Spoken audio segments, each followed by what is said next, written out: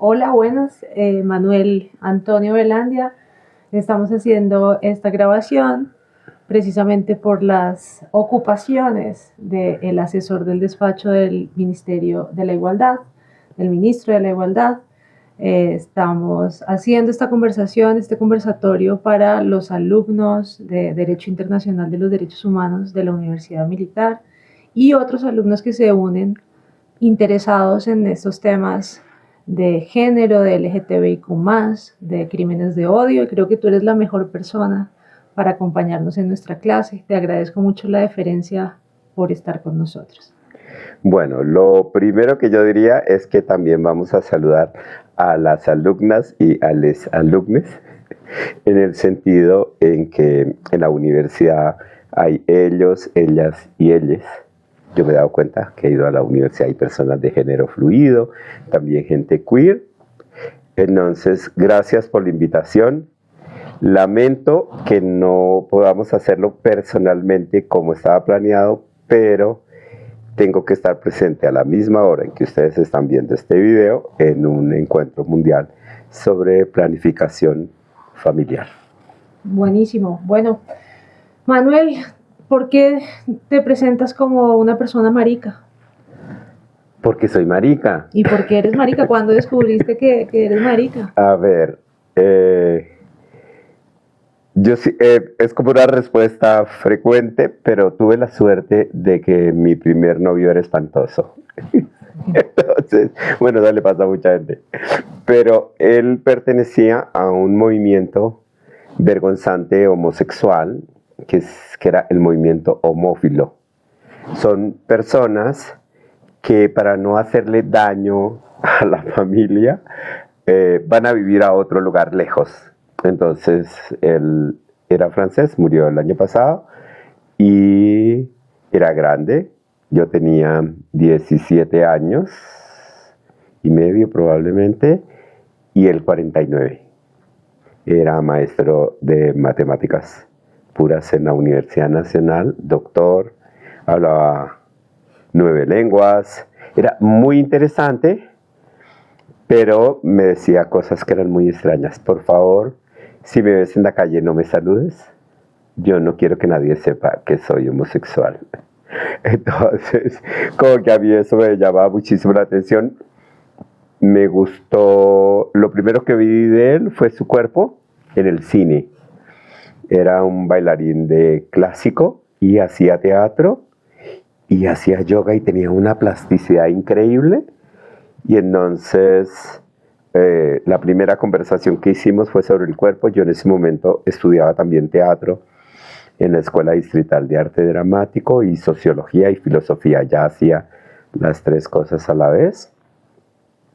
Y entonces me dijo que me había visto antes. Y pues claro, yo siempre iba de la Cinemateca Distrital, que fue donde lo conocí en un ciclo de Chaplin, hacia la escuela de teatro. Entonces me dijo que él siempre estaba por ahí y me había visto yendo a la escuela y que sabía que yo comía por ahí y que yo dibujaba. Y yo como yo no era gay, digamos, ¿no? Como que no, nunca pensé que era un abordaje sexual, era como una conversación común y corriente. Y me sorprendí. Pasaron 6 meses para que la relación fuera más completa, más profunda, digamos. O sea, ya cuando eras mayor de edad. Porque 17 años. Ah, sí, sí, Bueno, sí. no hubo sí. abuso No, para la ley. no fue abuso y fue con consentimiento informado. Porque fue como lentamente, primero se desnudó, me mostró lo que podía hacer con el cuerpo. Yo como actor, eso me parecía lindísimo. Yo nunca he tenido esa plasticidad, por ejemplo. Luego hablábamos mucho de libros. Algún día llegué cansado y me hizo un masaje. Me hacía croissants con chocolate y Cointreau. Entonces era como una cosa rica, pero solo cada 15 días entre las 2:30 y las 5:30 de la tarde, que era otra de sus cosas cuadriculadas, ¿no? Entonces, como que yo empecé a pensar que yo estaba feliz, pero como que la relación era extraña, ¿no? al mismo tiempo, en la universidad, un maestro de psicología decidió que no nos daba psicología, sino antipsiquiatría. Y a la vez que trabajamos antipsiquiatría, mirábamos conceptos del movimiento Sexpol. Él propuso que diseñáramos un proyecto de intervención social en algún tema, y yo, muy chistoso, propuse una organización que trabajara sobre sexualidad. Era un chiste. ¿Pero qué es Sexpo? Cuando dice. Sexo político. Es una cosa que suena muy extraña porque plantea que las relaciones entre personas del mismo sexo, especialmente hombre, son relaciones falocráticas, como fundamentadas en el poder del pene y en la penetración. Entonces, una de las cosas que planteaba, que suena rarísimo, es que los militantes de las organizaciones deberían penetrarse mutuamente, chuparse el pene mutuamente, acariciarse mutuamente. No, o sea, los estudiantes tienen que cortarle a la lengua y darle más al conocimiento. Bueno, ¿y cuál era el movimiento que tú propusiste para ese trabajo? Un movimiento sexual político. Sexual, no era gay, no era homosexual, no era marica. Pero pasó que Lina, una compañera mía, dijo, yo quiero participar, y entonces como que el chiste se volvió serio, y entonces empezamos a buscar fuentes, y coincidencialmente León Zuleta, que era de Medellín, lo habían entrevistado, lo habían echado por marica del Partido Comunista, porque fue por allá a algún encuentro en La Habana, y descubrió que tenía otros intereses y decidió profundizar los intereses y retirarse un poco de las reuniones a las que lo habían llevado. Pero es que el cuerpo tiene sus razones políticas también. Entonces, digamos que regresa y lo echan, y los trotskistas lo entrevistan, y él habla de ese movimiento homosexual que tiene 10.000 miembros. Entonces, Lina encuentra el artículo, lo lleva para que lo leamos, nos comunicamos con los trotskos para que nos dieran su teléfono, y en ese momento se escribían cartas al apartado aéreo. Entonces yo le escribo que estamos interesados en saber, pero no me aguanto y lo llamo. Y me dice que lamenta informarme que todos los ceros del 10.000 son falsos, pero que ya somos 2. Y que si alguien lo llama, le va a decir que se comunique conmigo. Entonces yo ya le cuento a Lina, y Lina dice, deberíamos hacer un movimiento marica, ¿no? Pero Lina es heterosexual, ¿no? Entonces sonaba muy raro que una mujer heterosexual propusiera un movimiento marica, y yo le dije, bueno. Yo hacía poco le había contado a Lina que yo tenía un novio. Entonces Lina me decía, cura marica, porque yo había sido miembro de una comunidad religiosa. Entonces me decía, cura marica, y a mí me daba mucha risa eso. Y el maestro, cuando le decimos que vamos a plantear un movimiento homosexual, nos da a leer a Hockenheim, un teórico francés homosexual que también lo habían echado del Partido Comunista en Francia, que era maestro en la Sorbona, donde mi maestro había sido también profesor. Entonces, el texto estaba en francés, empezamos a leerlo con diccionario, y coincidencialmente Zuleta también estaba leyendo el mismo libro, ¿sí? Entonces como que teníamos relaciones epistolares, teóricas, a veces telefónicas, y así va surgiendo como la idea de un movimiento. Y el 9 de abril de 1977, a las 7 de la noche, tenemos nuestra primera reunión. Llegan 30 hombres homosexuales. Un grupo eran como muy intelectuales, artistas, otro eran como muy jóvenes, estudiantes universitarios, y otro grupo éramos como maestros universitarios, pero que también nos movíamos un poco en el arte. Entonces se decide hacer 3 grupos de trabajo. Hacemos un grupo que se llama Heliogábalo, que era como un movimiento antiarte. Entonces hacíamos antidanza, antiballet, antiteatro, antipintura. Y era, por ejemplo, vamos a trabajar sobre el cuerpo, pero ¿por qué tenemos que tener entrenamiento? Yo en la escuela de teatro había visto ballet clásico y contemporáneo y folclórico. Y entonces era como, ¿y por qué tenemos que bailar clásico? ¿Por qué no nuestra música, no estas influencias tan europeas, tan norteamericanas? ¿Por qué no oír la propia música corporal, digamos? Y a partir de romper con lo que estás escuchando y sentirte a ti mismo, empezar a crear con el cuerpo. Hacer teatro sin guión, por ejemplo, ¿no? Solo como unas ideas en diálogo con el público. Para pintar no necesitas la forma, solo entender como un poco la luz y el color.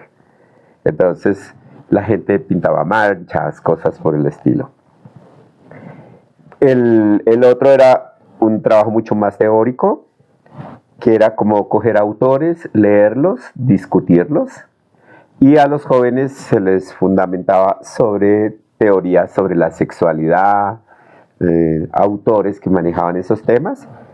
Y entonces trabajamos en promedio 3 horas, 4 horas. Y la primera parte eran los grupos de trabajo y la segunda parte la puesta en común, lo que los grupos habían desarrollado. Decidimos empezar a ir a los bares y hacer alianzas con los dueños de los lugares para que quitaran el sonido, nos dieran micrófono, pues, la música. Echar como un mini discurso e invitarlos a las reuniones. Las reuniones en promedio llegaban 70, 80 personas. Y nos reuníamos en una biblioteca cristiana de filosofía Emmanuel Munier. Realmente muchos éramos filósofos, ¿sí? Entonces no era mentira, pero íbamos más allá de la filosofía. Más... No, lo que me causó gracia no era lo filósofo, sino lo cristiano. Ah, sí, pero era el espacio que nos prestaron para reunirnos y pues nosotros lo aprovechamos.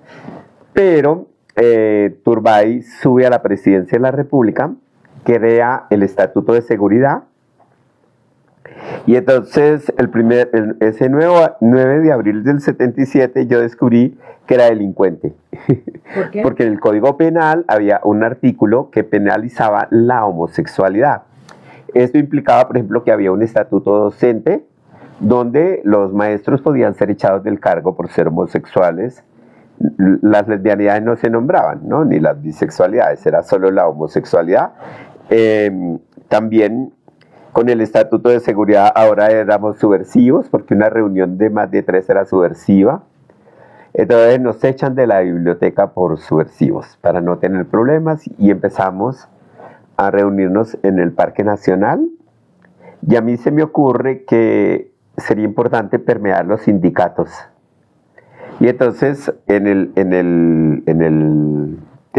el parque hacíamos como un curso de fonación, acondicionamiento motriz, técnica vocal, respiración, y la gente improvisaba discursos que echaría en el sindicato. ¿Sí? Eso permitió que cuando cayó el Estatuto de Seguridad, nuestra primera salida pública fue a la marcha del 1 de mayo de 1983. O sea, nuestra primera salida no fue la marcha marica. Eso fue el 28 de junio, ¿sí? Un poquito después, digamos. Ya se podía pedir permiso, entonces, para hacer nuevamente marchas. Ya no éramos delincuentes porque había caído ese artículo del Estatuto de Seguridad. En el 80 nosotros hicimos un lobby marica, digamos, que era buscar senadores del Club de la Alegría, digamos, decirle, sabemos que tú tienes intereses de más atrás con relación a este tema, y como hemos preparado discursos desde la religión, la política, la ética, la sexualidad, queremos que los lean, que hablen con nosotros para ver si se puede penalizar la homosexualidad. Yo no sabía cómo se discutía en el Congreso un proyecto de ley, o en este caso la reforma del Código Penal. Y entonces me llama muchísimo la atención preguntar cómo es, ¿no? Entonces me dicen que van sacando los artículos en orden, se discuten, se relacionan con otros artículos, por qué debe quedar, por qué debe salir, qué habría que cambiar, cómo cambiarlo, hasta que ya queda todo el texto. Yo les pregunté si podían esconder el artículo. Sí. Entonces dijeron que no, que eso no se podía, que siempre iba a salir a la luz pública el artículo y se tenían que discutir. Cuando terminó la discusión, el artículo ya no estaba. No, fue como magia. Entonces, pero es que no está esa memoria porque esa discusión se perdió en los anales del Congreso. El Congreso siempre ha habido anales. Entonces, la palabra. Sí, también. Retumba, sí. Conversatorio. Y entonces, digamos, como que nunca supimos realmente si lo escondieron o no lo escondieron, si discutió o no discutió, pero ya no estaba y en el siguiente año empezaba a ser vigente. ¿Por qué era importante? Yo era de la opinión que a veces cambiar la norma legal no contribuye mucho a la sociedad porque la gente ni se entera. Que tal vez lo que era importante era cambiar la vida cotidiana a través de transformaciones culturales. ¿Sí? Pero la policía, basado en el Código Penal, había códigos de policía.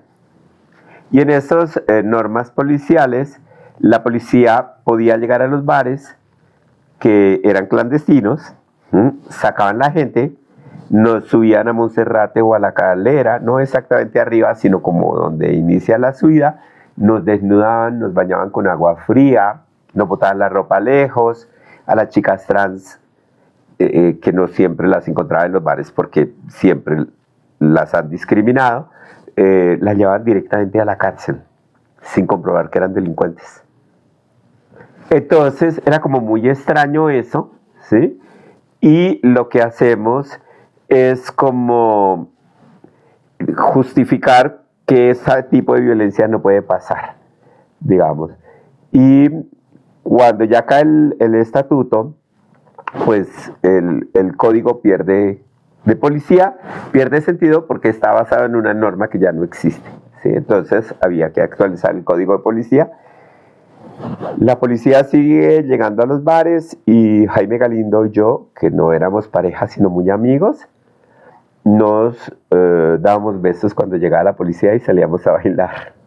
Para molestar. Para molestar. En la puerta, en la parte de arriba, en los bares, había un bombillo rojo que prendía y apagaba cuando los que timbraban eran los policías. Pues cuando timbraba y prendía el bombillo rojo, nosotros salíamos a besarnos y a bailar como acto político. Entonces los policías, no, es que no es delito, es que el Código Penal tal cosa, y los policías como que no sabían si estábamos diciendo la verdad o estábamos diciendo mentiras, pero como teníamos los documentos para demostrar que no era delito, no, se volvía como una clase jurídica, entonces nunca nos volvieron a detener. Pero ese cambio de la codificación, de la legalidad, ¿sí cambió la actitud espantosa de la policía con ustedes? No, pero ya las excusas para detener eran otras. Yo creo que muchos de los policías ni siquiera lo que tenían fuera una expresión de la homofobia o de la lesbofobia. Poco detenían mujeres. Al camión siempre eran hombres y mujeres trans. Pero sí era como importante nosotros seguir insistiendo porque la violencia policial era sistemática.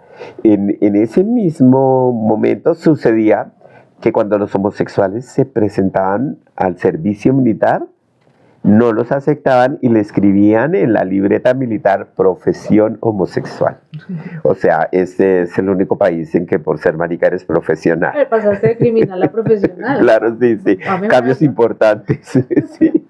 Entonces, digamos, como que todos estos antecedentes son importantes para hacer la primera marcha, para hacer como otro tipo de procesos. Pero hubo una cosa muy particular, y es que en 1980 al mismo tiempo que estábamos en la despenalización de la homosexualidad, aparece una epidemia en los Estados Unidos de hepatitis B y C, que se transmiten por vía sexual. Entonces, como en ese mismo tiempo hicimos la primera revista que se llamaba Ventana Gay. ¿Ya existían los condones? Perdón la ignorancia. Sí, claro, los condones los inventó el Rey Sol en Francia. Los primeros eran horribles, eran de vidrio, o sea que pues la muestra queda en el tubo de ensayo, digamos, sí, entonces, horrible. Luego se les ocurrió como hacerlos de tripas de cordero, ¿sí? Y luego ya se empieza a experimentar con el caucho, ¿sí? ¿Y en qué época más o menos los condones que conocemos la gente? Esos son de finales del siglo XIX. Finales del siglo XIX. Sí. Wow. Sí, o sea, las enfermedades de transmisión sexual y los embarazos seguían siendo un problema. Entonces, bueno, fueron detalles que nos trajeron los españoles. Sí, entonces, digamos como que la prevención era importante. Yo empiezo a usar condones y hablarle a la gente de enfermedades de transmisión sexual. En el 83, la Universidad Nacional empieza una investigación sobre incidencia de enfermedades de transmisión sexual y necesitan un sociólogo que haya trabajado temas de sexualidad y de salud. Entonces me buscan a mí, yo voy a la investigación, les propongo cubrir población homosexual, me dicen que es muy complicado, pero aceptan la propuesta. Y yo termino primero las 400 encuestas de homosexuales que los heterosexuales. Digamos que eso significó como la primera vez en el país en que una universidad toca el tema, empieza a investigar, y el Ministerio de Salud, que era cofinanciador de la investigación, nos quitó el presupuesto porque estábamos haciendo una apología a la homosexualidad. Esa misma persona que nos quitó el presupuesto, luego me tuvo que buscar para que yo les apoyara en el diseño del Programa Nacional de SIDA en Colombia, ¿sí? Pero significó que el 28 de junio de 1983, en la tarde, luego de la marcha, hiciéramos la primera charla sobre SIDA en Colombia y enfermedades de transmisión sexual. Como la discusión era que hablar de una enfermedad que fuera como exclusiva de los homosexuales nos afectaba socialmente, porque el SIDA no se llamó SIDA, inicialmente se llamó inmunodeficiencia relacionada con los gays. Wow. ¿Sí? Entonces, porque los primeros casos que detectaron fueron en hombres homosexuales en San Francisco, Nueva York y Los Ángeles.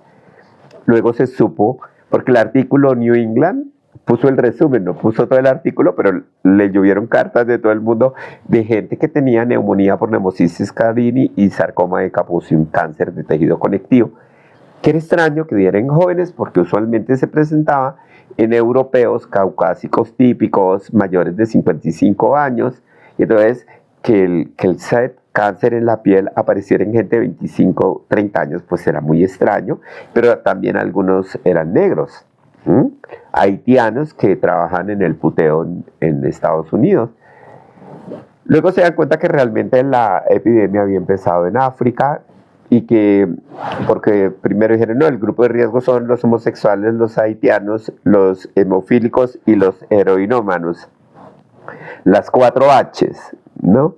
Pero en África era una enfermedad que estaba afectando a las mujeres. En Colombia la primera persona que muere oficialmente es una mujer.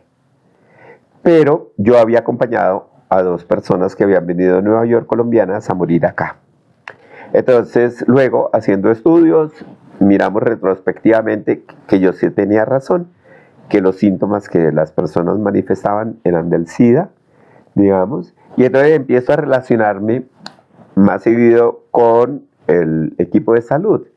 Pero el movimiento marica, digamos, el movimiento de liberación homosexual de Colombia se frena. Muchas de las personas que están en el movimiento al principio murieron a causa del SIDA. En el 85 se hace la primera investigación sobre SIDA. Y entonces ya hay la prueba de ELISA.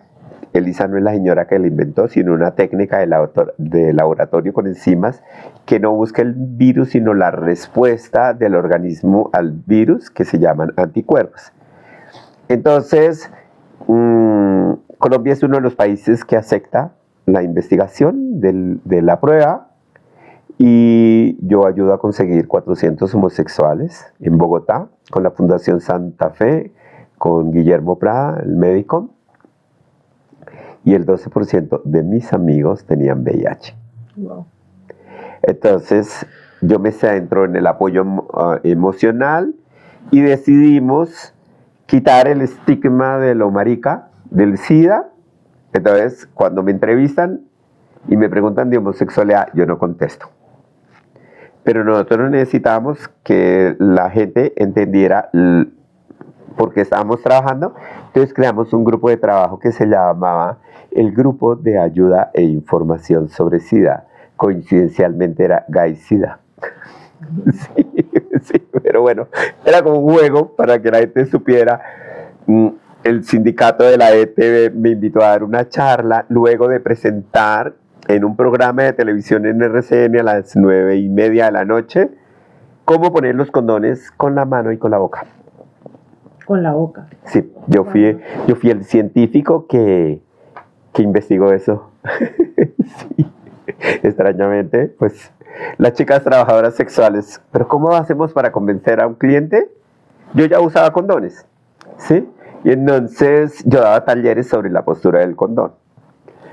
Y me voy a la casa como pensando, y yo, muy científico, empiezo a investigar en el lugar.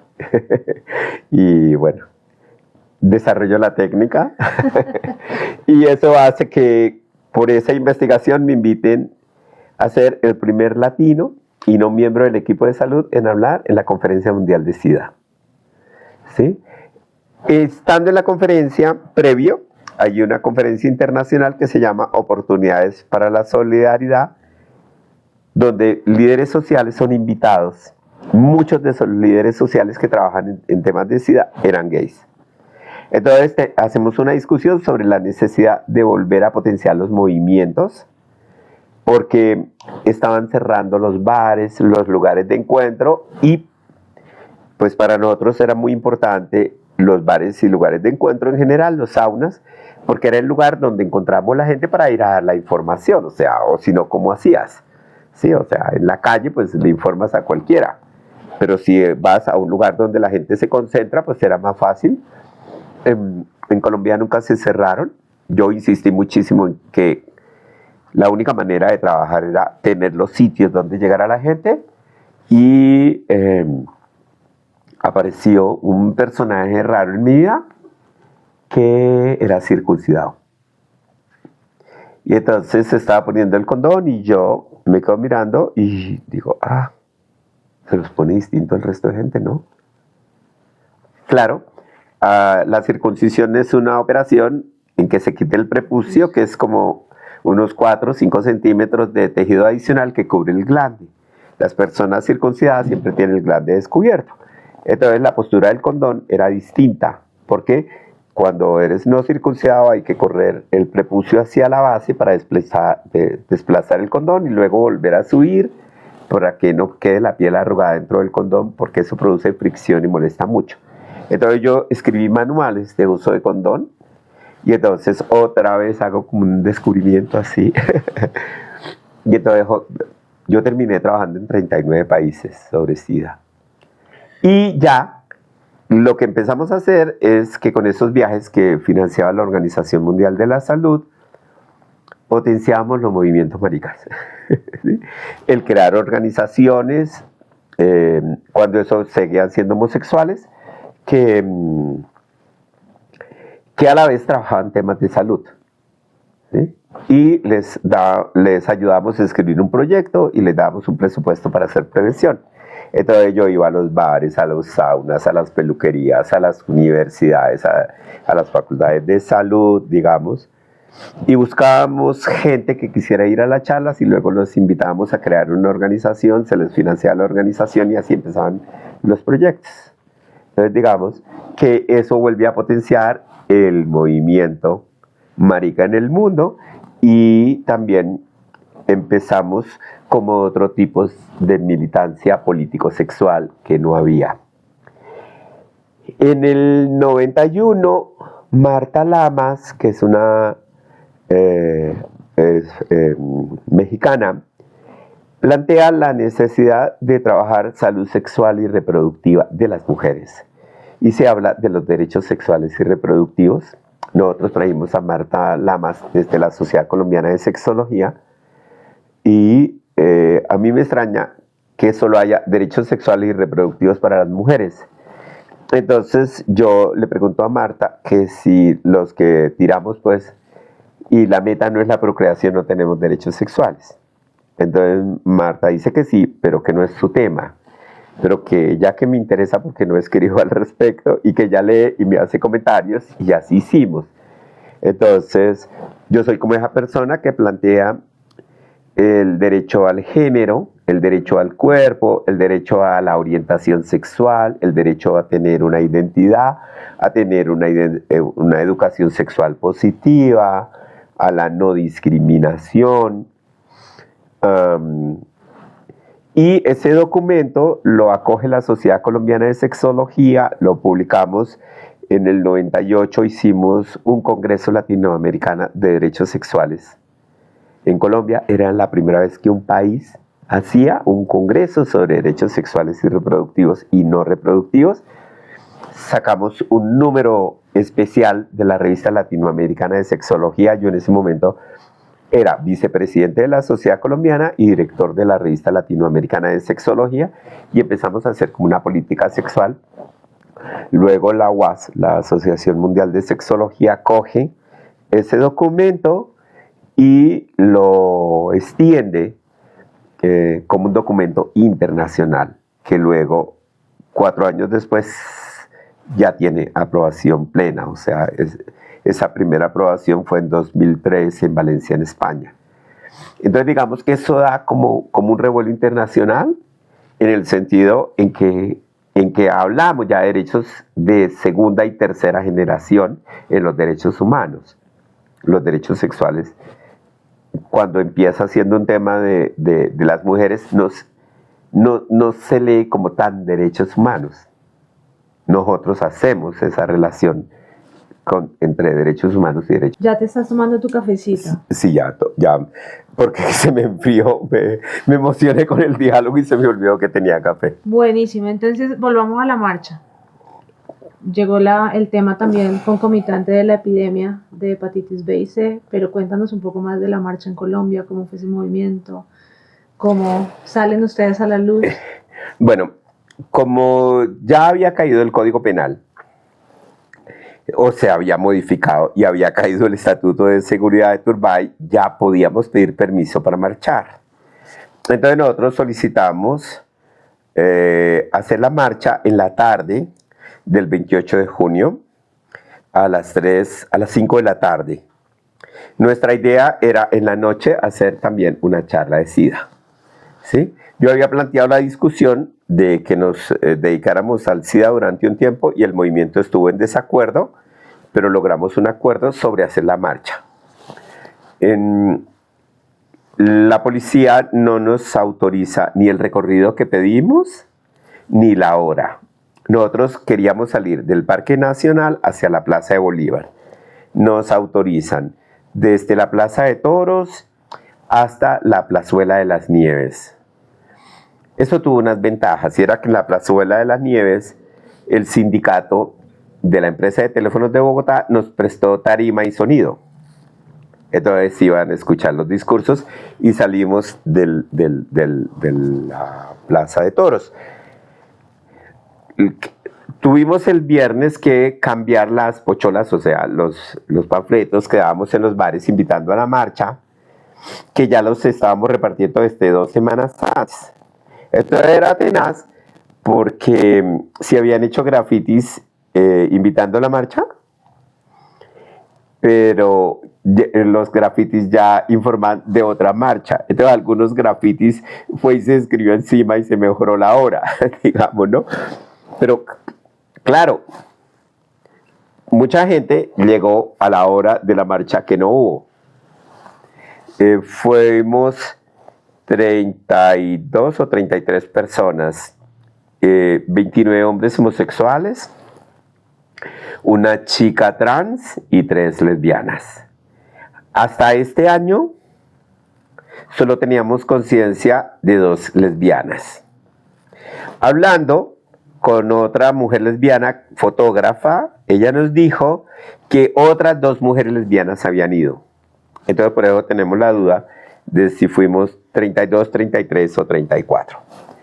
Pero eso quiere decir que no fue una marcha marica, sino una marcha de lesbianas, homosexuales y trans. Diversa. Diversa, pero la heterosexualidad también es diversa.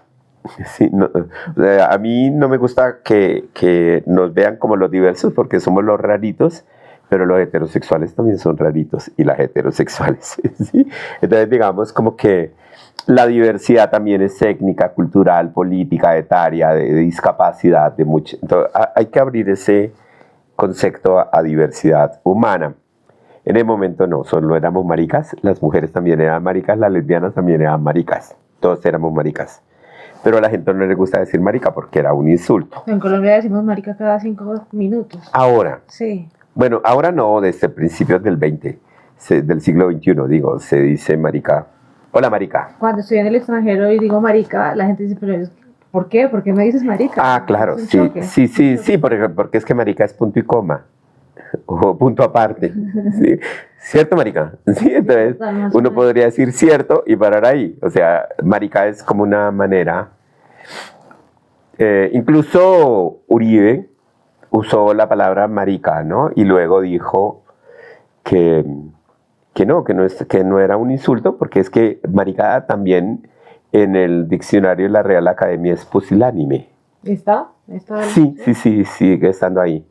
Pero realmente la palabra marica viene de marita, los hombres que parecen mujeres, hombres afeminados. Okay. Pero hablando de la teoría sexpol, los homosexuales, digamos, los maricas, los gays, ejercen la falocracia. Entonces, pero también se penetran anos de mujeres. Y eso no es marica. ¿Sí? Entonces, realmente lo político es la analidad. La analidad no es una banalidad, es un acto político porque es transgredir el uso del cuerpo en las formas de placer. Entonces, nosotros empezamos a hacer los carteles para las marchas, discutimos las frases que íbamos a poner, ya estaban los grafitis. Hace 2 años, hace 2 años, yo hice algunas entrevistas a personas que hicieron los grafitis y ayudaron a hacer los pasacalles que llevamos a la marcha. Y me dio muchísima risa porque yo nunca me pregunté de dónde salieron, ¿no? O sea, las telas aparecieron, las pinturas aparecieron. Yo les dije, ¿quién financió eso? Y me dijeron que ellos los expropiaban de las grandes tiendas. Responsabilidad social. Sí, claro. Una ética participativa. A mí, yo me puse colorado cuando me dieron porque yo no tenía conciencia de que estos hacían esas apropiaciones políticas. Y entonces fue como muy divertido, pero sí, se entendía que políticamente no había recursos y había que buscarlos, ¿no? En esa marcha, la policía empezó a acompañarnos desde la calle 24 y muy amablemente nos hicieron una calle de honor y nos fueron arrinconando y nos montaron en la acera para que los carros siguieran circulando, ¿no? Por supuesto, los carros no circulaban, se pararon a ver, porque, o sea, 30 maricas marchando era muy extraño. ¿Sí? La gente cree que la primera marcha tuvo que ver con el Stonewall Inn en Nueva York y la marcha primera en los Estados Unidos, pero nosotros éramos más de tendencias europeas en los discursos del cuerpo y de la sexualidad y políticos en general. Nosotros leíamos El Viejo Topo, que era como una revista cultural muy de avanzada. Mi hermana coincidencialmente estuvo en la primera marcha en Barcelona. Mi hermana no tenía conciencia que existían las trans y entonces vio unas mujeres muy bonitas que estaban ahí en la Rambla, ¿sí? Y al día siguiente las vio marchando y entendió que algo pasaba con esas mujeres y que eran trans y que estaban en el puteo. Entonces mi hermana toma fotos y me las manda. Y me dice, no sé si eso te interesa como persona o como sociólogo, pero es un acto político importante. Mi hermana era del del Partido Comunista. Entonces, que una comunista me mandara una cosa, marica, era como muy contradictorio también, ¿no? Habían echado a León. Mi hermana ya sabía en ese momento que yo era homosexual, digamos, ¿no? Yo ahora es que me nomino marica, pero desde el principio yo quería que el movimiento se llamara marica. Y pasó que yo voy un día por la calle y me encuentro a José Fernández Gómez, que era un español que presentaba el noticiero de las 7. Y yo le dije, ay, hicimos algo que es noticia. Y dijo, ¿qué? Creamos el movimiento homosexual colombiano. Ah, ¿tú eres gay? Sí. Eso es noticia, ¿quieres ir conmigo al noticiero? Y yo me fui con el hombre en directo, él era el presentador, a veces se entrevistaba y le dijo a la directora que esto era un tema importante y el noticiero decide entrevistarme. ¿Sí? Eso fue importante porque Jairo Alberto Marín y María Luisa Mejía, que eran dos periodistas, eran muy amigos. Marín es gay y habían asesinado a su hermano por marica. Y empezamos a darnos cuenta que en Colombia había grupos de limpieza social ya. Y entonces, pero nunca las noticias de los asesinatos de los maricas ni de las trans salían en los periódicos Tiempo, Espectador, sino que salía en la página roja de la prensa amarilla. ¿Sí? Y entonces yo ya daba clases en la universidad, tenía que viajar a otras ciudades y Marín viajaba a hacer las noticias. Entonces empezamos a buscar los periódicos y en los 2 primeros años encontramos más de 400 asesinatos que nadie investigaba. Amnistía Internacional se interesa por ese tema, nos dan una ayuda económica, podemos viajar a otras ciudades que no estaban en nuestras metas y al terminar los 4 años de investigación fueron 642 asesinatos los que pudimos documentar. Crímenes de odio. Crímenes de odio. Ya había grupos, no se autorreconocían paramilitares, pero se llamaban la Mano Negra, que sigue existiendo, Amor a Manizales, Amor a Medellín, mucho amor que lleva al asesinato. Y había en Bogotá otros sexuales.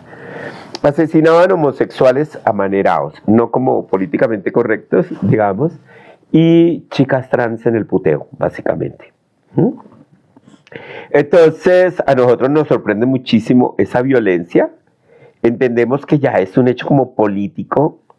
Y en el 85, yo hablo con Germán Castro Caicedo y le digo que por qué no hablamos del SIDA y los asesinatos a los homosexuales.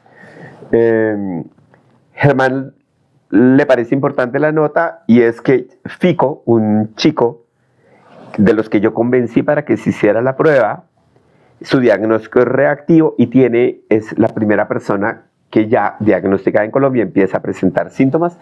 Fico había tenido como pareja sexual a un obispo, entonces quería contarle al obispo. Y confesarle. Sí, pues que el otro empezara a preocuparse porque el que se lo había transmitido era el obispo. ¿Sí? Eso era lo que él suponía, pero supongo que también follaba con otra gente, ¿no? Pero bueno, el culpable era el obispo. Entonces, no fue el mismo obispo con el que yo tuve un problema después. Pero bueno, Ahora nos cuentas. Sí, porque el Germán decide entrevistar al médico, al hematólogo, a Fico y a mí. Y al terminar el programa, amenazan de muerte a Germán Castro Caicedo y a mí. Entonces Germán me llama y me dice, nos están amenazando de muerte. Y yo me acordé de una frase que me dijo León Zuleta el día que lo conocí, luego que cometimos el acto político del movimiento Sexpol, o sea, la entrega mutua de todos los elementos teóricos y corporales. Digamos que luego tomamos un bus, íbamos por el centro de la ciudad, León, íbamos en la silla de atrás, va hasta la puerta, baja un pie, se vuelve a subir, va atrás, me besa en la boca. 1979, ¿sí? O sea, eso era horrible. Todavía para alguna gente es horrible, pero en el momento yo me puse rojo tomate y yo me paré y me bajé de una vez. Yo me di cuenta que la sangre hervía porque yo tenía la cara caliente y yo me bajo rápido. Y León me dice, si quieres ser un militante marica, tienes que estar preparado para cualquier cosa, incluso para la muerte. Wow. Y a mí esa frase me caló.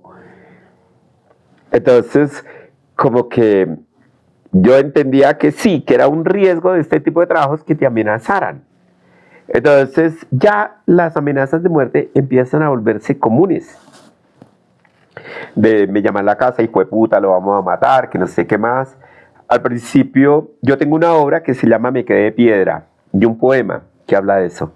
Porque cuando tú te llaman y te dicen, te vamos a matar, tú quedas tieso ahí, como de piedra, no te mueves, no respiras, no hay, se den cuenta que uno está ahí respirando, se pone blanco, ¿sí? Y la gente empieza a preguntarte, ¿cómo estás? Tal cosa, ¿no?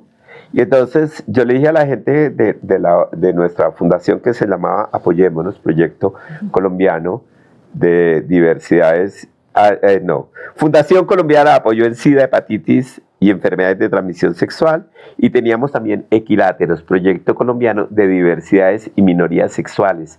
Desde ese momento nosotros usábamos el concepto de diversidades trabajando también heterosexualidades. En nuestra organización había personas heterosexuales, más mujeres que hombres. Entonces, digamos como que todas esas proyecto político de organización empieza a ser más grande, empezamos a tener voluntariado de la Universidad Nacional, estudiantes de psicología, sociología, antropología, trabajo social, medicina, derecho, van a trabajar con nosotros, les formamos, hacemos un hotline, la primera línea de ayuda a información sobre SIDA que trabaja 24 horas, todo a punta de voluntarios. Sí, universitarios. Nosotros hacíamos ya formaciones para Bogotá, viajamos por todo el país formando equipos de salud, escribimos libros, hicimos el manual de apoyo emocional en SIDA en Colombia, creamos los consentimientos informados para que la gente autorizara la toma de muestra para las pruebas. Qué pena ahí la interrupción. Pero bueno, Manuel, a mí me queda todavía la duda de cómo se contemplaba entonces el VIH, el SIDA en Colombia, legalmente. Bueno, a mí me invitan a la Conferencia Mundial de SIDA de 1989 a Montreal. Soy el primer latino en hablar en representación de esta zona del mundo en la Conferencia Mundial. Y a la vez va una persona del Ministerio de Salud, ¿sí? Que no tiene mucho que contar, porque realmente los que trabajamos era la sociedad civil. Este personaje aprovecha para ir a conocer Canadá durante el evento. Y entonces, pues yo empiezo a colarme a las reuniones en representación de Colombia, y una de las cosas que propongo es que nosotros vamos a ser el primer país en tener una legislación sobre SIDA en el mundo.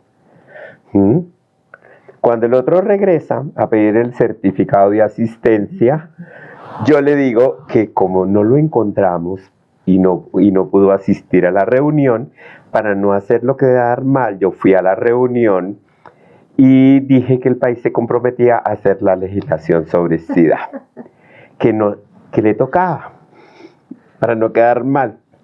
Y entonces yo llego y empiezo como a mirar normas, pero es que no encuentro nada parecido a un decreto sobre una enfermedad, digamos, ¿no? Y entonces hago como una propuesta de lo que habría que contemplarse, y Córdoba Triviño lo revisa. Era el defensor del pueblo.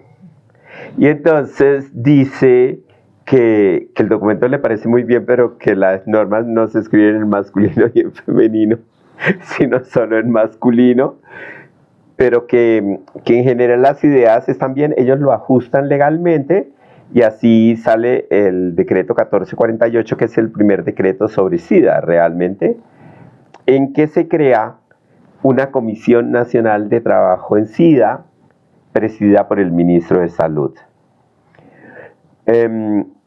Un poquito de tiempo después, Camilo González Pozo es nombrado ministro de Salud. Era el primer miembro del M19 que tenía un cargo público.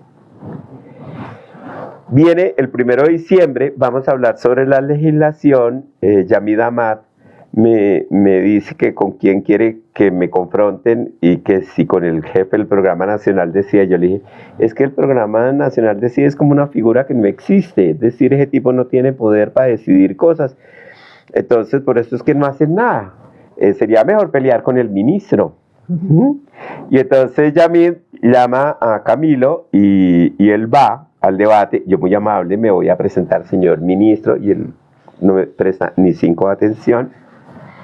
Y Camilo me pregunta, y Yamid me pregunta, ¿en cuánto valora el Programa Nacional de SIDA? Yo le dije, 3,1, como para que no se rajen, porque me da pena con el ministro. Sobre 5. Sobre 5, claro. Entonces, Camilo sale ahí como del atolladero, y dice que es verdad, que aquí no se está haciendo nada, que era muy extraño que el ministro aceptara directamente que era verdad, que no se está haciendo nada, y se compromete a hacer.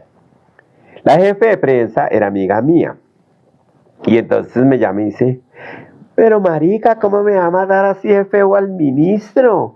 ¿Qué tal cosa? Y yo le dije, yo traté de hablar con él, pero él no me prestó atención, pues yo le dije lo que pensaba en directo. Yo había podido negociar un poco con él, pero como no quiso, no, pues yo le voy a decir a Yamid a ver si podemos grabar el programa. ¿Tú irías otra vez? Y yo le dije, pues sí, o sea, yo no fui al programa a sacarle los ojos al ministro, yo fui a decir que aquí no se hace nada, ¿no? Y entonces Gloria me llama y me dice, el ministro dijo que no, que el programa va a salir como está, porque es la única manera de presionar al Congreso de la República para que hagamos algo. Voilà. Entonces a mí eso me pareció buenísimo, ¿no? Y al rato me llama, que si puede venir a hablar con el ministro. Y yo le dije, ¿para qué? Dijo, es que quiere que usted trabaje con él. Yo le dije, ay, a mí me da pena con el ministro, pero estamos en las acciones del 1 de diciembre, que es el Día Mundial de Lucha contra el SIDA, yo no puedo ir. Pero usted, ¿quién se cree que es? Sacarle el culo al ministro. Y yo le dije, pues es que de verdad tenemos programación, no puedo ir. Pues que la semana entrante, que el ministro le manda a preguntar que si quiere ser su asesor. Mira vos. Y entonces yo dije, bueno, dígale que sí, pero que hablaremos la semana entrante. Entonces, la homosexualidad cae en el 91 de la lista de enfermedades de la Organización Mundial de la Salud. Eso implica que un ministerio ya puede contratar un marica. Imagínate. Y yo soy el primer marica que es contratado por un gobierno para trabajar en un programa de salud. Bueno, pues ya había maricas trabajando, pero no eran oficialmente maricas. Entonces, digamos que eso se vuelve como una nota internacional. Otros maricas empiezan a presentar sus currículos en otros lugares del mundo y los empiezan a contratar para trabajar con el Estado. Entonces, digamos, como que yo nunca he buscado ser el pionero de nada, pero es que la vida me da como el espacio, digamos. Sí, y uno pues aprovecha el papayazo y avanza, ¿sí? Entonces, ya pasé al Consejo Nacional de SIDA. Había un Consejo Nacional de Medicamentos. Ya había medicamentos inhibidores, la gente tenía derecho a ellos. Es un abogado que se llama Germán Humberto Rincón Perfetti, en el 94 hace como el primer acompañamiento a una persona para que le den los medicamentos inhibidores, ¿sí?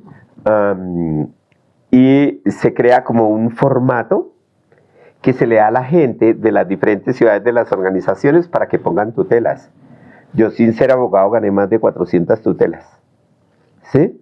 Porque teníamos el formato, entonces solo cambiábamos el nombre, la sintomatología, el número de la fórmula, el medicamento que le daban y las justificaciones eran las mismas, ¿sí? A la vez extendemos ese formato a niños con paladar hendido. Entonces yo cambio la versión de la tutela y gano tutelas para niños con paladar hendido y con enfermedades raras para que les den los medicamentos, entre esas esclerosis múltiple. Entonces digamos, como que yo empecé a darme cuenta que a mí me gustaba el derecho, o sea, no es una cosa que nunca he entendido, pero entiendo la importancia de los derechos y que Colombia tuviera un argumento legal que la gente pudiera utilizar para la vulneración de derechos o el riesgo de que los derechos se puedan vulnerar. Es que no sería nada de los colombianos sin el amparo constitucional de Claro. tutela. Es como la Sí. única herramienta eficaz que se tiene. Es la herramienta que más funciona y por eso siempre han querido tumbarla. Totalmente. Sí. Y no necesita ser abogado, como tú lo dices, para que sea efectiva, para que sea expedita. Eso sí es importante. Pensando en tema de medicamentos, actualmente en Colombia, las personas que tienen relaciones sexuales, homosexuales, pueden solicitar medicamentos como O bisexuales, o heterosexuales, o pansexuales, ¿sí? O cualquiera que sea su identidad de orientación sexual. En Colombia, desde el primer decreto se contemplaba el consentimiento informado como un derecho que tienen las personas a que se les dé información apropiada y acompañamiento emocional para recibir el diagnóstico. Luego se discutió el tema de que podíamos ser donadores de sangre porque la Cruz Roja nos quería excluir. Pero vivir con el virus no es una razón para que no puedas donar. No. No. Realmente no te pueden decir, eres marica, no puedes donar. Te reciben la sangre, se chequea como cualquier muestra de sangre y se excluye la sangre, no a la persona. Ok. ¿Sí? Es lo éticamente correcto. ¿Sí? Entonces ya empezamos a hablar de la no discriminación de las personas. Luego empezamos a ganar toda esta cantidad de tutelas, creamos la red de personas viviendo con VIH, Recolvi, ¿sí? Y eso lleva a otras discusiones, no solo en Colombia, sino en el mundo, y es la posibilidad de hacer profilaxis posexposición. Es decir, si sabemos que el medicamento inhibidor de la replicación viral funciona, ¿por qué no se le podría dar un medicamento a alguien para que no haya la replicación? Entonces, si tú eras enfermera, médico o en tu vida genital, tienes un accidente y se te rompe el condón o simplemente estás borracho y se te olvida, antes de 72 horas podías llegar a la institución de salud que te dieran el inhibidor y evitar que el virus se replicara. ¿Por qué eso es tan importante? Porque es que atender a una persona al esquema de salud le sale carísimo. Darle el inhibidor para que no desarrolle la infección, pues es barato. O sea, es el medicamento de un mes, no el de toda la vida. Totalmente. Entonces, pues eso era una ventaja. Entonces, eso se aprueba rápidamente. Por supuesto, las CPS siempre le han sacado el cuerpo a los derechos de las personas, entonces había que poner casi tutelas, pero claro, si tú pones una tutela para que te den posexposición, era tenaz, porque estaba perdido todo lo que se podía y realmente estaban creando el derecho a la vida se veía afectado por conexión. ¿Sí? Por conexión. Sí, es. Bueno, tú eres la especialista. Es la misma cosa, perdón. Bueno, entonces, esta discusión sigue y luego se desarrollan las terapias PrEP.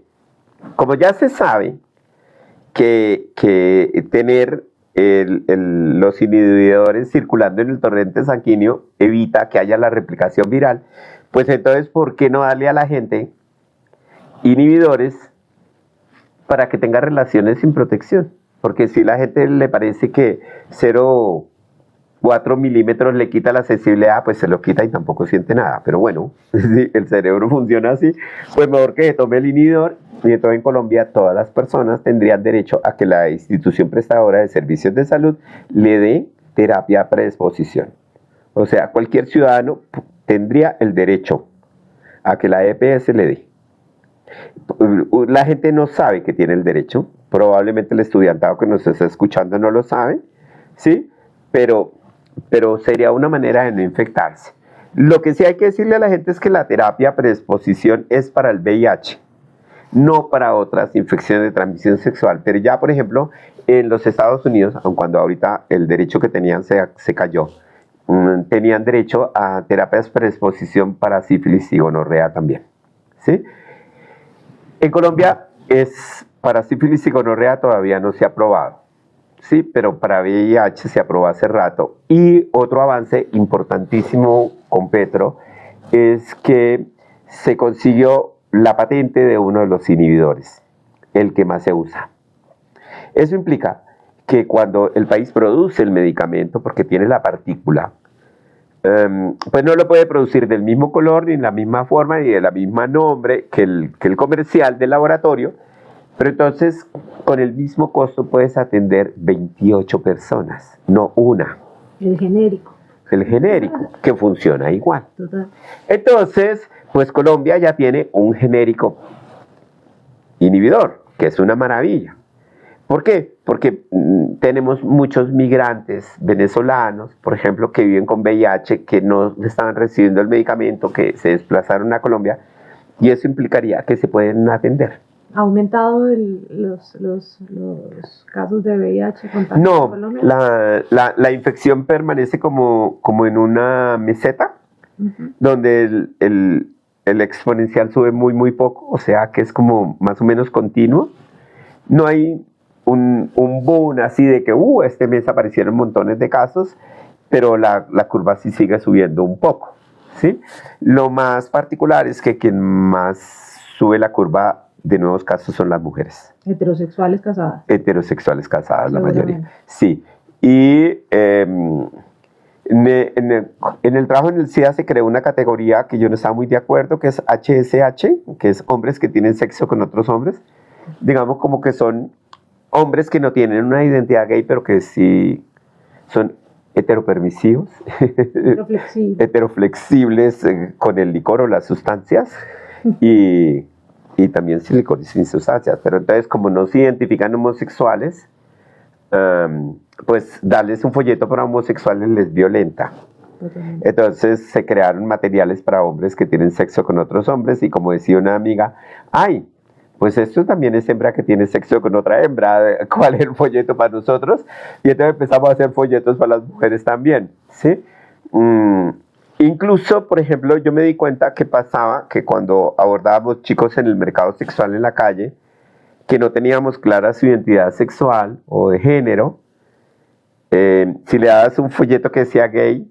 Y si haces un folleto que diga persona que tiene sexo con otra persona. Podría ser, pero es muy etéreo, es mejor si puedes hablar de las prácticas concretas, ¿sí? Y entonces yo diseñé un folleto que se puede mostrar por ambos lados. Entonces tú se lo das a la gente y la gente lo dice, pero esto es para chicas. Ay, no, es que para ti es por el otro lado. Entonces voltean el folleto y ahora hacemos una toma para mostrarle a la gente cómo es el folleto. Entonces, digamos que la legislación fue acompañada de validar otros derechos para las personas que tienen que ver con el tratamiento, con la terapia a tiempo, con la atención positiva no discriminatoria. Por supuesto, también nos pasaba que personas trans llegaban a la consulta y las llamaban por el nombre de pila, no por el nombre identitario, por el nombre del documento de identidad. Entonces, les recomendamos a los miembros del equipo de salud que dijeran 20 el número de la cédula, en vez de decir Pedrito Fernández, y que se levantara Marta. ¿Sí? Total. Porque pues Marta se sentía mal y a veces no llegaba porque todo el mundo volteaba a mirar, era la consulta de SIDA ya. todo el mundo oye el nombre, voltea a mirar, entonces ya era todo como evidente. Entonces se empezaron a crear sistemas de apoyo o emocional, respetando, y luego ya Colombia avanzó en fallos de la Corte Constitucional que permite que la cédula de ciudadanía, tú puedas cambiar el nombre.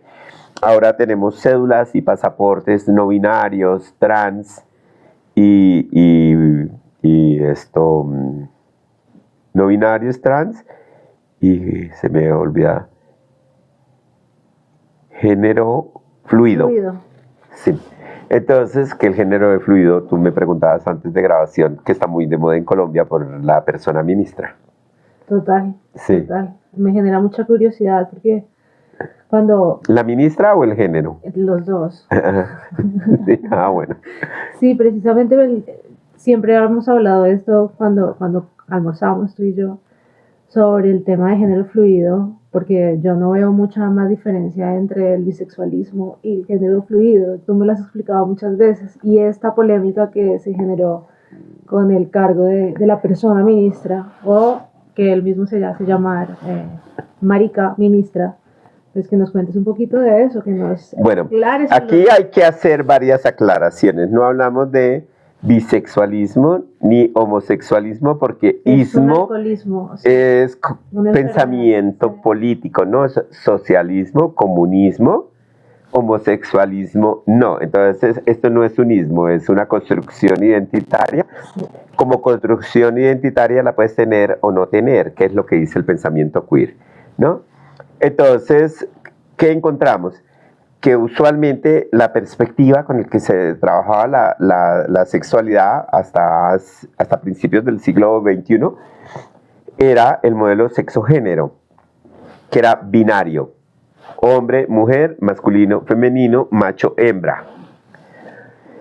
Los sexos no son dos, macho y hembra, los sexos son 119. Realmente hay 117 intersexualidades. Hasta el principio, hasta la semana 4 del periodo de gestación, todas somos hembras. Luego hay una carga hormonal en la semana 5 que produce una transformación corporal que implica la estructura del cerebro, la estructura ósea, los órganos genitales, la distribución de las grasas, otras informaciones, hasta la misma textura de la piel. Entonces, digamos, como que el modelo binario se cae porque los sexos no son dos, sino existen las intersexualidades.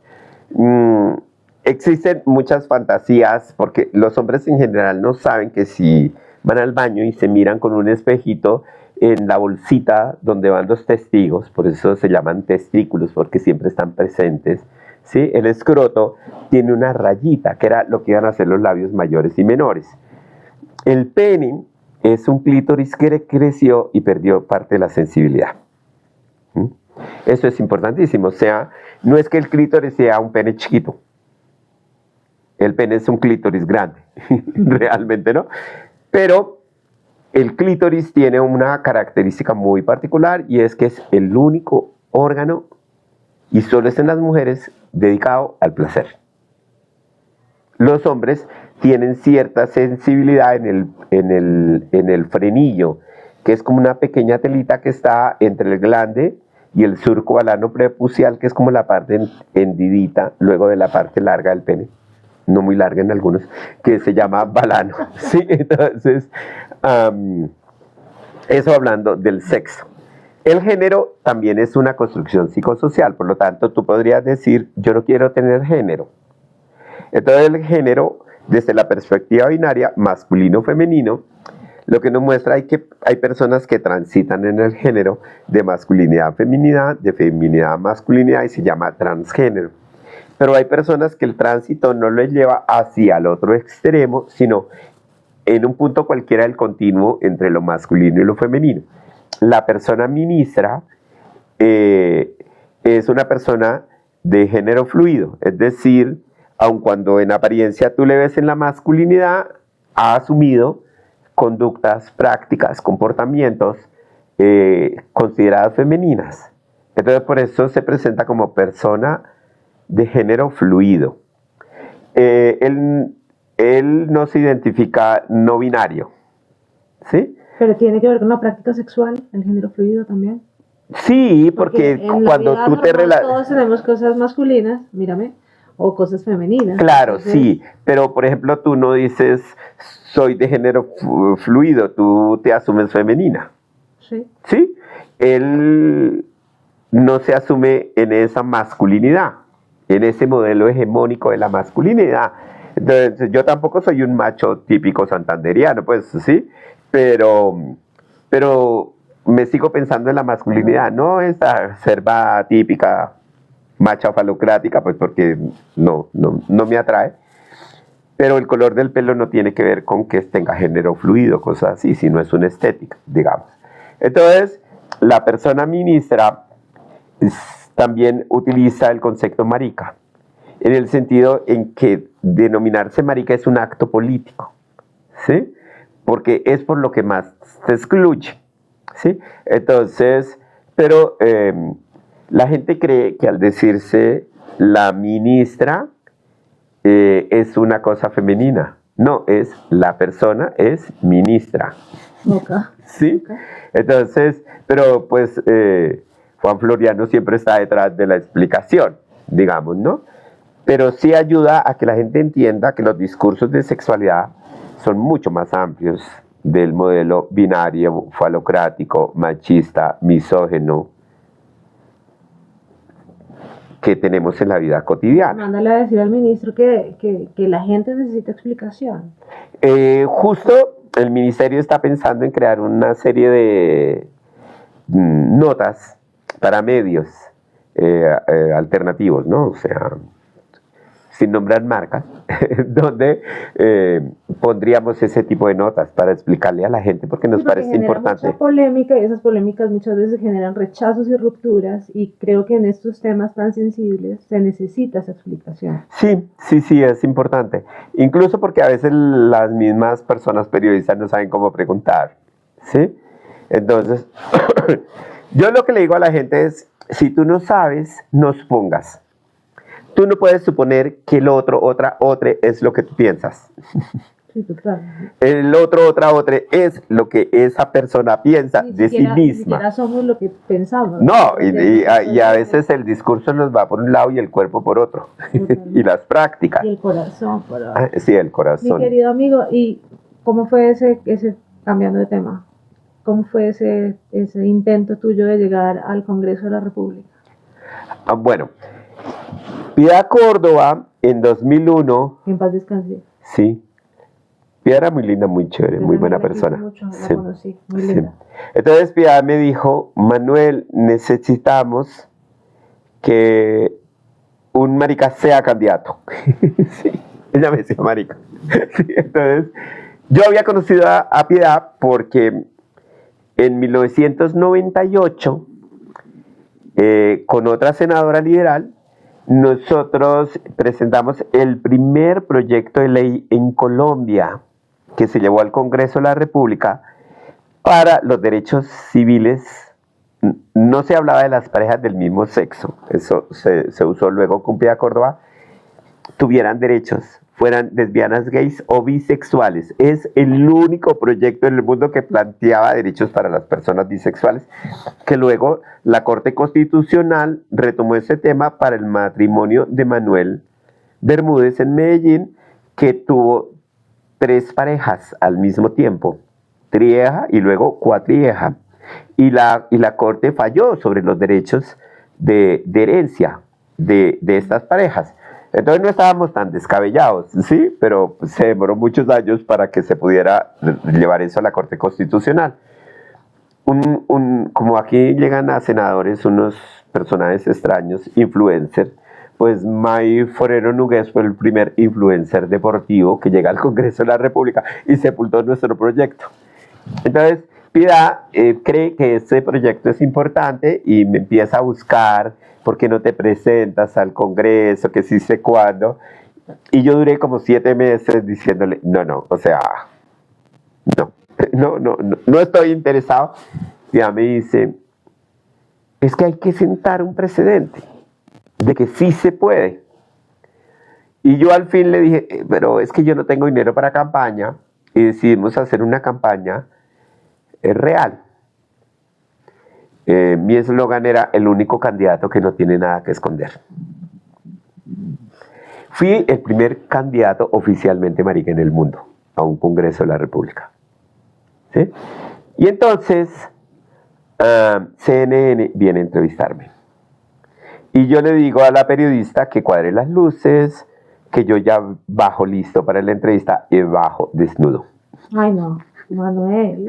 Y la periodista dice, no lo puedo entrevistar así. Yo le dije, es mi traje de campaña, yo soy el único candidato que no tiene que esconder. Si tengo el pene grande o pequeño, no hay que esconderlo. Si soy gordo o delgado, no hay que esconderlo. No tengo nada que esconder.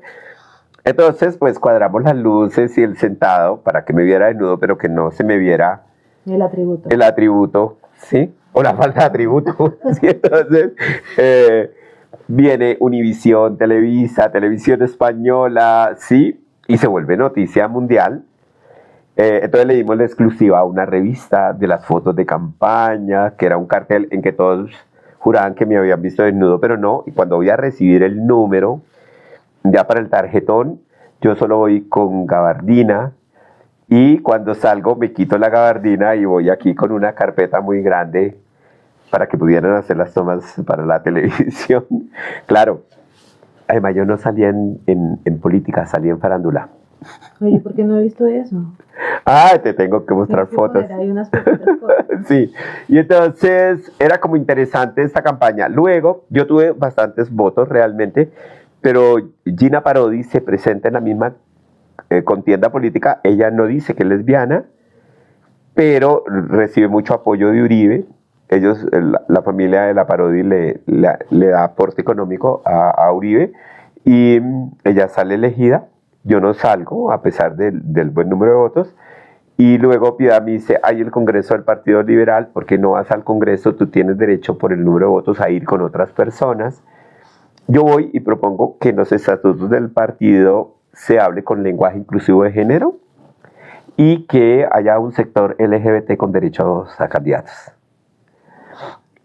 Aprobaron. Yo creo que no entendieron. Sí, pero aprobaron. Y entonces luego Piedad me dice, Manuel, para que esto sea realmente válido, preséntese al Consejo de Bogotá. Y entonces, ay, Piedad, es que a mí lo de la política tradicional no me gusta, ¿sí? No, Manuel, solo para centrar el precedente. Entonces yo me vuelvo a presentar. Pero estando en la campaña, a la Cámara, me lanzan una granada. Primero nos habían robado el computa. Realmente yo creo que lo que querían era como la base de datos de la gente, pero nosotros los teníamos en memorias externas y les cambiábamos de sitio para que no hubiera riesgo, porque había otros equipos, videobin y eso, y no se robaron nada, solo se robaron la torre, ¿sí? Por suerte no se robaron los datos de la gente, digamos. Entonces, luego ya me lanzan la granada, cae un pedazo de la casa la otra semana, otro pedacito de casa 2 semanas después, pero yo me acordé de lo de León Zuleta, ¿no? Uno nunca se moría antes. Yo seguí trabajando, digamos, y luego empiezan las investigaciones en 2006, finales de año, sobre paramilitarismo en Colombia, porque el Congreso estaba lleno de paramilitares. Y Araujo es la primera persona que van a detener por paramilitarismo. Entonces, yo estaba en Cali dando un taller en la gobernación sobre derechos sexuales humanos, reproductivos y no reproductivos. Y alguien que está en el público me dice, acaban de anunciar que van a detener a Araujo. ¿Usted qué piensa? Entonces yo dije, pues sí es cierto que Araujo es paramilitar, yo prefiero que el proyecto de ley se caiga, porque él había presentado nuestro proyecto primero que nosotros. Entonces el que se está discutiendo era el de él. Pero si Araujo era paramilitar, pues yo prefiero que el proyecto se caiga a que un posible asesino me consiga derechos. Yo terminé la charla, iba para el aeropuerto en Cali y me llama Piedad y me dice, Manuel, ¿cómo se le ocurre decir eso? Y yo dije, ¿qué? ¿Lo de Araujo y a usted quién le contó? No, que acaba de salir en el noticiero en la radio, lo van a matar. Y entonces yo dije, es que, O sea, es que yo no sabía que era un periodista el que me estaba preguntando. O sea, me vulneró todos los derechos, ¿sí? Al día siguiente es la frase política de la semana. Y entonces Piedad me dijo, Manuel, tiene que pensar en pedir asilo. O sea, lo suyo fue muy violento. O sea, la gente no se va a aguantar que ustedes digan esas cosas. Pero estaba hablando con Piedad, suena el otro teléfono y amenazan de muerte a toda la familia. Entonces Piedad me dijo, no, realmente busque asilo. Entonces ya viene diciembre, yo pido cita para la visa española y decido irme a hacer un doctorado a España, que fue lo que le dije a mi familia. No, o sea, yo no le quería decir, mi hermana ya tenía amenazas de muerte por mi cuñado, entonces digamos como que yo no quería como poner más cosas, entonces yo dije que yo me iba a estudiar a España, me aceptaron en un doctorado en la Universidad del País Vasco, sin entrevista ni nada, me mandaron la orden de matrícula, el doctorado ya había empezado cuando me aceptaron, yo le dije al director del doctorado la razón por la que me iba para España. Ese doctorado es en Educación, Ciencia y Sociedad. Pero yo estaba negociando con la Universidad Nacional hacer el doctorado de Salud Pública. Yo era profesor en el doctorado, siendo máster. Pero realmente quien manejaba más temas de diseño de estrategias preventivas en Colombia era yo. Entonces, digamos, como que a mí me invitan como maestro y me proponen hacer el doctorado, yo digo que sí. Y mi hermana me dice, ¿pero por qué entró a un doctorado de educación y no a uno de salud? Si a usted le iría mejor con un doctorado en salud. Entonces, yo ya tenía una maestría en educación y entonces me presento a un doctorado en enfermería y cultura de los cuidados. En Colombia, en España, perdón, la enfermería no era licenciatura, era un programa técnico de 3 años. Entonces, en el doctorado aceptan sociólogos, antropólogos, psicólogos, porque las enfermeras terminan haciendo otra carrera para poder ser profesionales. Entonces, me aceptan en el doctorado, también sin entrevista ni nada, y hago los 2 doctorados simultáneamente. Me dediqué a estudiar, hice también, homologué la sociología, hice un máster en fotografía y contemporánea y proyectos de autor, otro máster en enfermería y en ciencia y sociedad, porque me tocaba hacer el máster antes del doctorado también, porque homologar era hartísimo, era mejor cursar el máster, y me interesaba como hacer las tesinas. Hice en educación hice un proyecto autoetnográfico. Y en enfermería hice un programa formativo para licenciatura en enfermería. Y luego me dieron un premio extraordinario de doctorado porque mi programa se volvió parte de la formación enfermera en licenciatura en España. ¿Sí? Entonces, digamos como que también hice otro en gestión de política pública de interculturalidad. Terminé haciendo 5 másteres y 2 doctorados en el exilio. ¿Cuánto estuviste en el exilio? 12 años y 1 mes. Sí. ¿Y por qué decidiste volver? Porque pensé que el país podía cambiar. ¿Y cómo lo ves? Pues yo sí creo que hemos avanzado. Por primera vez en un Plan Nacional de Desarrollo se habla de temas LGBT. Por primera vez tenemos en el Senado una comisión accidental que trabaja temas LGBT. No han avanzado mucho en los proyectos porque la derecha no lo permite demasiado, pero sí hemos avanzado en la discusión y en el número de votos positivos. Por primera vez hay un Ministerio de Igualdad. Por primera vez hay una persona ministra, marica. Tenemos un equipo de los sectores LGBT trabajando. Yo creo que ha habido cambios. ¿Qué sientes cuando fuimos a la marcha julio pasado? En junio, el 30 de junio de este año. ¿Qué sientes al ver esas multitudes comparándolas con tu primer intento y ese primer momento en el 83? Yo no dejo de emocionarme. O sea, primero cuando yo regresé, me pasaron cosas lindas, ¿no? Yo regresé en el 2019, bueno, rápidamente empezó la pandemia. Pero dentro de las cosas lindas que me pasaron es que me invitaron a un curso sobre cine y yo fui. Y entonces me preguntaron, ¿con qué pronombre te llamamos? Y a mí se me salieron las lágrimas. O sea, mi primer artículo científico sobre el uso del es, nosotros, vosotros era de 2004. Yo llego a España y a los 3 meses soy director de una asociación LGBT. Llego a la FELGTB, entro a la Comisión de Salud porque estoy haciendo un doctorado en salud. Entonces, yo llego hablando de les, nosotros, vosotros, y eso llama muchísimo la atención. Y en España empieza a trabajarse rápidamente el lenguaje inclusivo. Luego hubo la marcha mundial en Madrid. Recomendamos a los medios usar lenguaje inclusivo, que le preguntaran a la gente el pronombre. Netflix lo empieza a utilizar en las traducciones en diferentes lugares del mundo y eso se vuelve un lenguaje mundial. Entonces, cuando yo llego a Colombia y me preguntan mi pronombre, yo es que me lloré, o sea, era que era divino, porque era como, ay, se lo creyeron, qué importante que alguien que no era ni él ni ella tuviera derecho a hacer en el lenguaje. El lenguaje inclusivo no solo tiene que ver con los pronombres, ¿no? Porque la gente a veces usa pronombres inclusivos, pero dice el enano ese, aquí trabajando como un negro. O sea, el lenguaje inclusivo tiene que ser para todos los sectores sociales y para todos los temas, no solo para los pronombres. En eso hemos avanzado poco. Pero, por ejemplo, Colombia tiene 2 leyes que hablan de temas LGBT.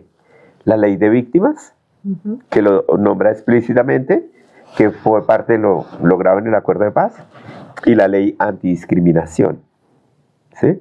Digamos que todo el resto, nosotros figuramos entre la lista de países con más derechos en el mundo. Pero todo, prácticamente todos son fallos de la Corte Constitucional. Eso ha logrado avances como el matrimonio, como la adopción, como que los militares no se les pregunte su orientación sexual y puedan ser homosexuales, lesbianas, trans, ya les hay, ¿sí? Que cambies el género en el documento de identidad y muchísimos otros derechos, ¿no? Pero ya pasó en los Estados Unidos que fallos de la Corte Constitucional luego de 50 años se discutieron y se perdieron los derechos, por ejemplo, para las mujeres en el aborto. Y de una vez trataron de tumbar los derechos para los homosexuales, el matrimonio, para parejas del mismo sexo y no pudieron, porque lo alcanzaron a blindar a tiempo. Pero fijémonos que en este gobierno norteamericano se perdieron muchos derechos, los chicos y chicas trans que recibían los inhibidores no los volvieron a recibir, entonces pues eso implica que gente que había iniciado un proceso de tránsito corporal no lo tuvo que parar porque lo tenían que comprar de su propio bolsillo, pero cosas graves, o sea, tú entras al CDC, al Centro de Control de Enfermedades de Atlanta, que era como una base internacional de información científica actualizada sobre enfermedades de transmisión sexual, y todo eso lo quitaron. ¿Sí? Ya la gente no recibe los inhibidores tan fácilmente. ¿Sí? Entonces, pues, muchísima población de sectores LGBT y de diversidad de géneros y cuerpos está perdiendo derechos, no solo en España, también en otros lugares del mundo, en Argentina, en algunos países en Europa, digamos. Entonces, digamos, como que la gracia de que los estudiantes entiendan, creo que van a estar de los semilleros de investigación también, ¿no? No, están de Derecho Internacional, de Derechos Humanos y de Consultorios Jurídicos. Entonces, la gente de consultorios jurídicos... Algunos de ellos hacen parte de diferentes semilleros. Sí, pero la gente de consultorios jurídicos, por ejemplo, tiene que entender que las consultas de la gente tienen que ver con estos temas.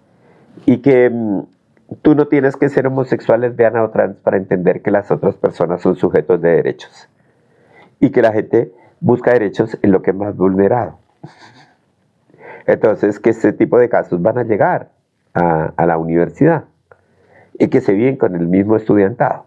Digamos. Y en los temas de género fluido, es conversaciones que hemos tenido también antes, el tema jurídico, y tú me tiras la pelota a mí que soy la abogada, pero sigo pensando que es súper necesario pensar en un proyecto para hacer la regulación de este género fluido, ¿no? Y lo que es proyectando unos 10, 15 años, cómo va a ser esta Bueno, yo he situación estado legal. trabajando con el equipo jurídico de Presidencia precisamente para la ley de cuotas de los altos cargos. No se busca que ese 50% de las mujeres disminuya. Lo que se busca es que la ley de cuotas sean para las mujeres, para todas las mujeres. Mujeres cisgénero, mujeres que se piensan en el género fluido, que se piensan queer, que se piensen a género, pero que se clasifiquen mujeres, mujeres trans, ¿sí? Y que en el otro grupo estén no solo las masculinidades hegemónicas, sino todas las otras masculinidades, ¿sí? También género fluido, género queer, gente a género, que tiene una tendencia hacia la masculinidad, digamos. No entendí. O sea, la ley de cuotas no es 50% o más para las mujeres. La ley de cuotas tiene que ser para todos los géneros. Entonces, se conserva el 50% o un poco más cuando el número es impar para las mujeres, pero en el sector de lo masculino entrarían todos los otros géneros. Porque a las mujeres les costó muchísimo trabajo lograr estos derechos como para que en una norma se los quiten. Entonces, ni el tema de Juan en el ministerio, ni el tema mío como teórico de las sexualidades, digamos, es restar derechos a las mujeres. ¿Y si eres fluido? Si eres fluida y te piensas mujer, entras al grupo de las mujeres. Si eres fluida y... No, es que el fluido no es que un día me siente A y mañana B y de C. Las personas fluidas sí fluyen y hoy probablemente sean un poco más masculinas o más femeninas que ayer, pero siempre están en ese espectro de la fluidez, pero la fluidez no es como que hoy soy masculino y mañana femenina. Echa la ley, echa la trampa. Yo pienso es en el tema de cómo controlar después o cómo caracterizar jurídicamente los elementos. ¿Tú me estás hablando como abogada? Porque es que yo lo que siento es que quienes logran hacer la trampa son los abogados. Pero no, ¿No? realmente la sociedad, tenemos una malicia indígena bien interesante, por ejemplo, del tema... o sea, uno no es abogado, sino que tiene malicia indígena. Si me pensiono antes, pues entonces transito, o me siento fluidamente mujer, es decir, ¿cómo caracterizar jurídicamente? Mira, yo creo que eso es una falacia en el sentido en que la discriminación en este país es tan tenaz que el número de los asesinatos crece año tras año, que nadie se va a poner a exponerse a que le asesinen. Me interesaría que se pudiera hacer un estudio jurídico sobre ese tema, sobre esa caracterización desde lo jurídico. Yo sé que no tengo la respuesta, que puede sonar transgresista. Ay, me está proponiendo un trabajo universitario que me encantaría. Para mí también. Debería haber un evento sobre ese tema en la Universidad Militar que se ha abierto a otros temas en las discusiones que me parece importantísimo. Ya con el gobierno y demás, porque eso sí es muy interesante y es necesario hacerlo. Y aquí a 10 años no estaremos hablando de esto, género fluido, sino serán otras cosas que tenemos que pensar en perspectiva, no en pasado.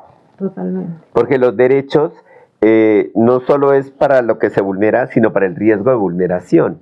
Y ciertos temas que no se tocan tienen ese riesgo de ser vulnerados.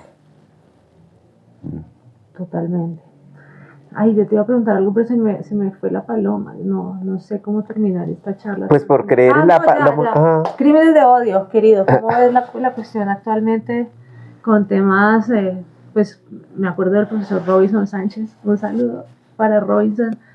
El tema de transfeminicidios, todo este tema, cómo se está trabajando desde el Ministerio de Igualdad, o sea, qué se está tratando de hacer para quitar estos estigmas que socialmente son los que más generan violencia. Bueno, los crímenes de odio es terrible, pero año tras año han ido aumentando. Y en la medida en que aumentan en unas regiones como Antioquia, el Valle, que siempre han estado en creciente, Bogotá, pero también el número de personas que están siendo asesinadas son personas trans, no solo personas trans, sino también personas transfemeninas, transmasculinas, perdón. Esto implica tener un observatorio. Hay un equipo de trabajo que reúne la Fiscalía, la Unidad para las Víctimas, el Ministerio del Interior, el Ministerio de Igualdad, otras entidades que en ese observatorio hacen seguimiento de las violencias y de los riesgos que tienen las personas hacia quienes se ejercen esas violencias y se les da acompañamiento jurídico y eso. Pero el Observatorio de Derechos Humanos que plantea el Ministerio es mucho más amplio porque implica hacer estudios como ese mismo que tú proponías, ¿no? Digamos, que nos ayuden a comprender un poco más no solo las violencias, sino en qué se generan las violencias. ¿Sí? A la vez está planeado, ya estamos en eso, una serie de encuentros trans masculinos y transfemeninos, encuentros nacionales, y tenemos también unos encuentros regionales de sectores LGBT. Luego de los encuentros regionales tendremos un encuentro nacional. Ya tenemos las fechas, ya la gente se está inscribiendo para participar. Por otro lado, estamos discutiendo un decreto que involucra a varios ministerios. Ya estaba firmado por todos los ministros que deberían firmarlo, pero hubo un cambio de ministros, entonces toca que volver a patinar el documento para tener las nuevas firmas. Esperamos que antes de terminar el año tenga la firma presidencial. Es un proyecto sobre cómo manejar los temas LGBT interinstitucionalmente. Tenemos también el COMPES, que la gente llama el COMPAS LGBT y que cree que es una ley LGBT, pero realmente lo que nos cuenta es cómo manejar los recursos en los próximos 10 años, ¿sí? En las diferentes entidades del Estado. Y a la vez estamos haciendo una lectura, yo ya terminé esa parte, que es un análisis comparativo de los decretos locales y departamentales sobre temas LGBT, mirar qué avances han propuesto algunos de esos, quienes los han reglamentado y llevado a la práctica, y coger esos aportes de los diferentes decretos y actualizar el decreto nuevo, teniendo en cuenta su relación con el COMPES y con otros derechos, ¿sí? Dentro de los temas que estamos trabajando, por ejemplo, hay temas que suenan controversiales. Por ejemplo, yo estoy en un equipo de discapacidad del ministerio, que estamos trabajando temas que ya funcionan en otros lugares del mundo, por ejemplo, como personas asistentes sexuales para personas con discapacidad, que hay gente que se le forma, algunas son trabajadoras sexuales, otras son profesionales en otros campos, que hacen acompañamiento sexual, que no implica necesariamente tener relaciones genitales u orales con la persona usuaria del servicio, pero sí tener como la formación académica básica para poder dar esa atención justo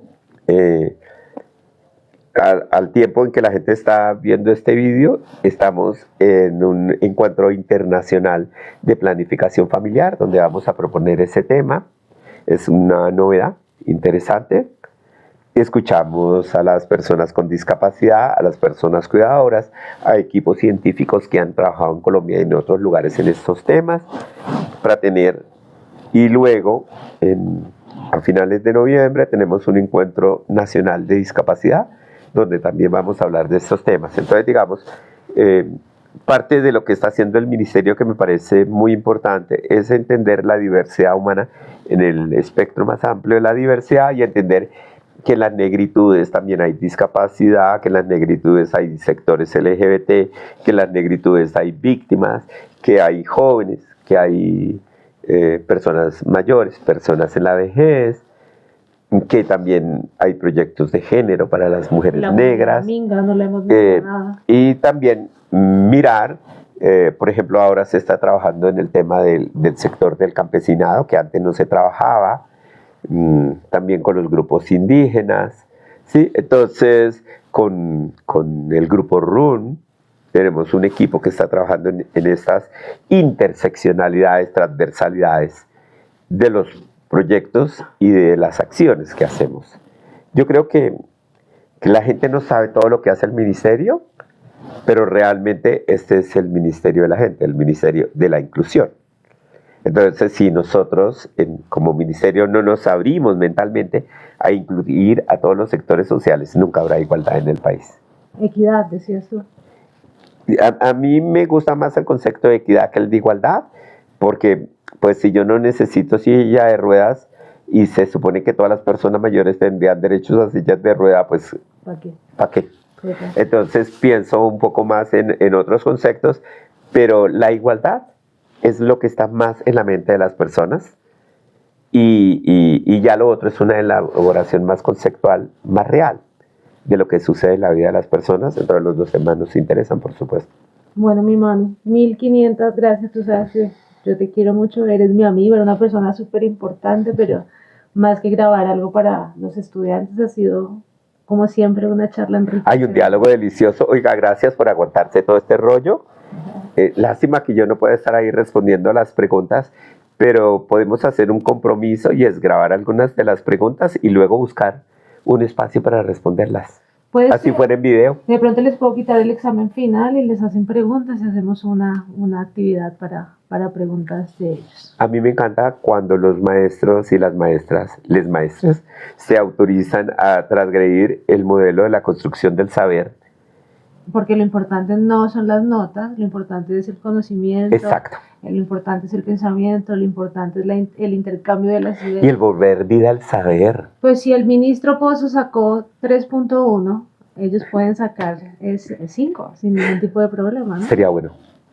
Sería bueno porque yo creo que cuando la academia se permite pensar en el estudiantado y no en la nota, el saber es mucho más significativo.